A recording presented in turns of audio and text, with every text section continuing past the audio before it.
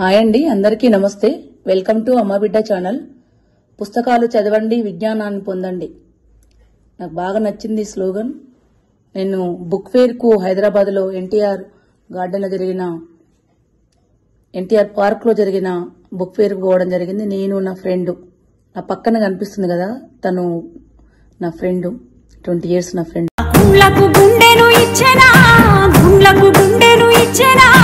కోట్ల గుండెల్లో నడిచెనా, ఇది గద్దరు పాటల యుగమురా, చిరిపిత చెరగని చరితరా, పాటే జెండై నడిచెరా, విప్లవదారులు వేసెరా.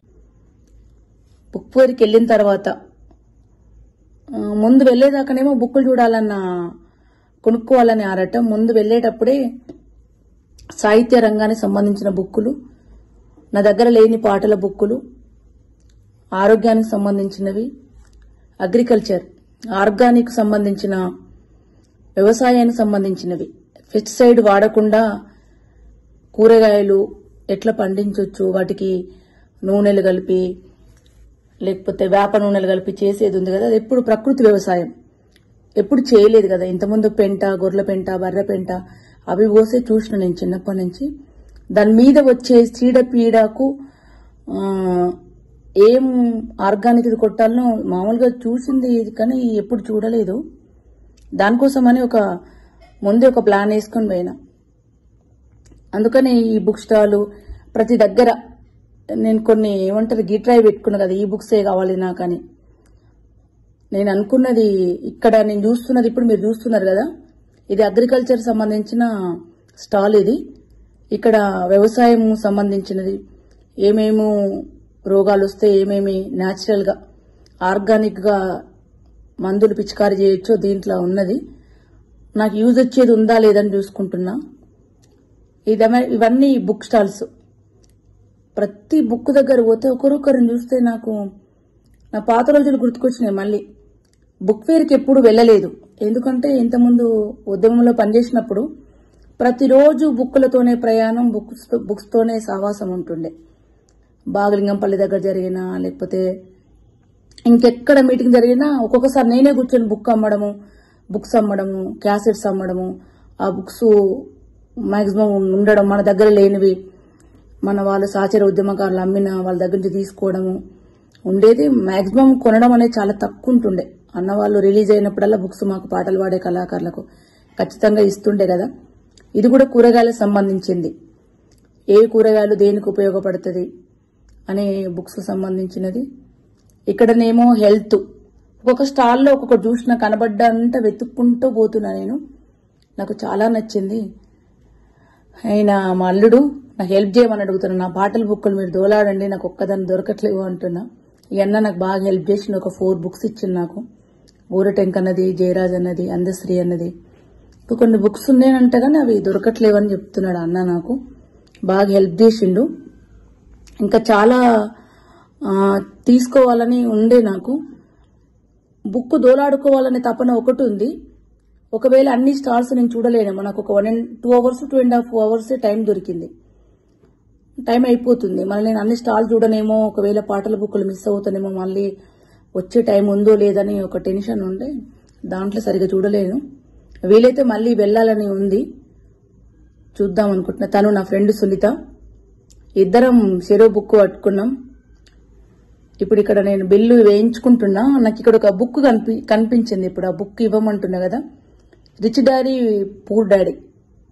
ఇది ఆల్రెడీ వీరేశం కొన్నాడు, కానీ అది చేతులు మారతారకే నా దగ్గరికి నేను చదువుకుంటూ అవుతుంది ఆ బుక్ని. కనబడ్డ వాళ్ళకల్లా మీరు బుక్ చదవండి, పేరెంట్స్ కొంచెం ప్రాబ్లం చేసిన పిల్లలకు కానీ పేరెంట్స్ కానీ ఇచ్చి చదవమంటుండు. ఈ తమ్ముడు మన కాన్స్టిట్యున్సీ తమ్ముడే.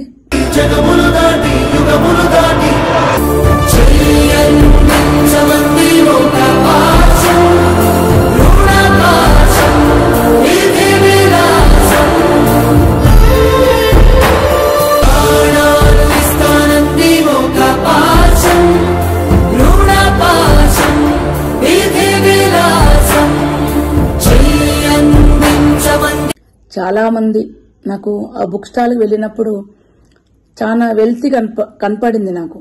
ఎందుకంటే ఇంతకుముందు బుక్ ఫేర్కి వెళ్ళినా, బుక్స్ అమ్మే దగ్గరికి పోయినా,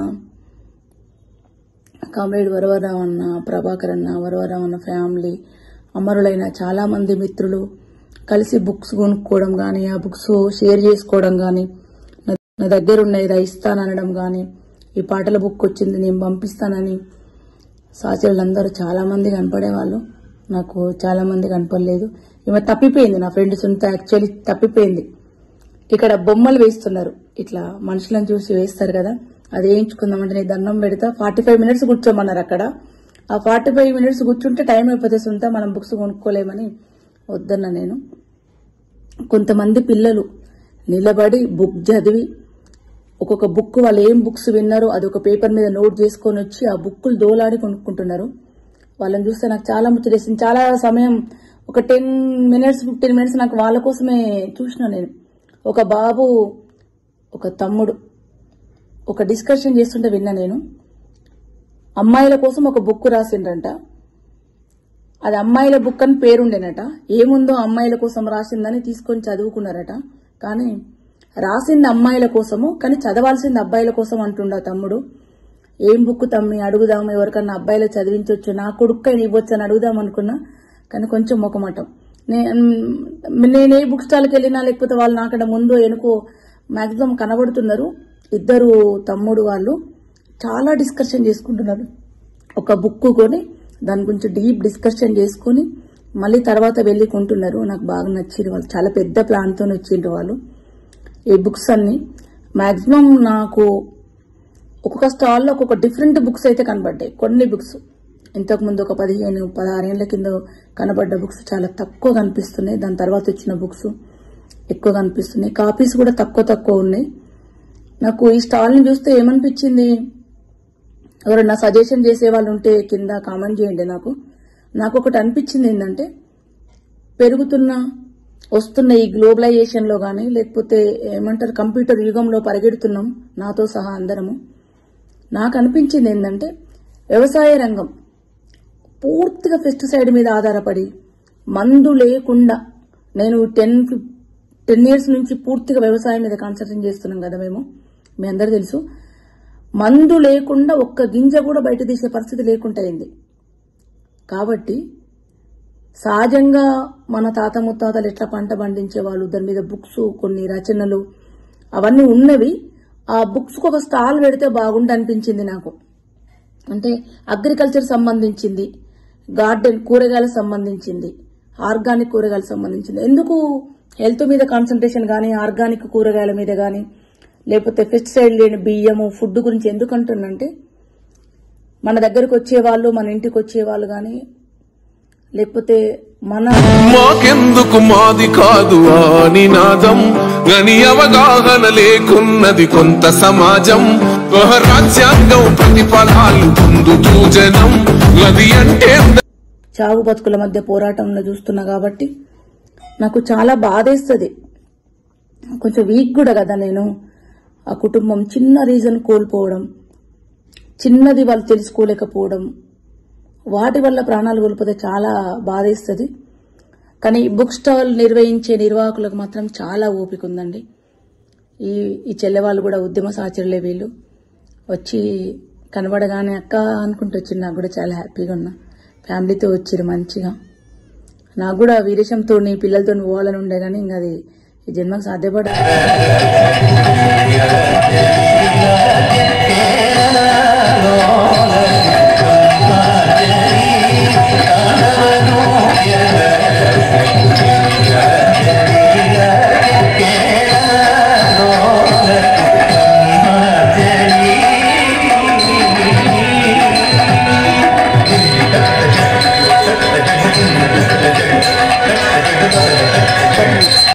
చాలా గర్వించదగ్గది ఏంటంటే, ఈ బుక్ స్టాల్ కు గద్దరన్న ప్రాంగణం పేరు పెట్టినందుకు హ్యాపీ.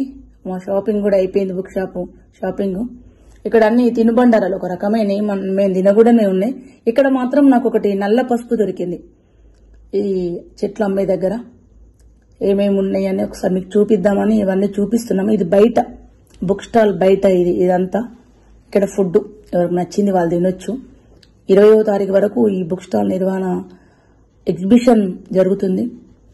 నిన్న మొన్నటిదాకా పక్క నుండి కోరస్ వాడిన.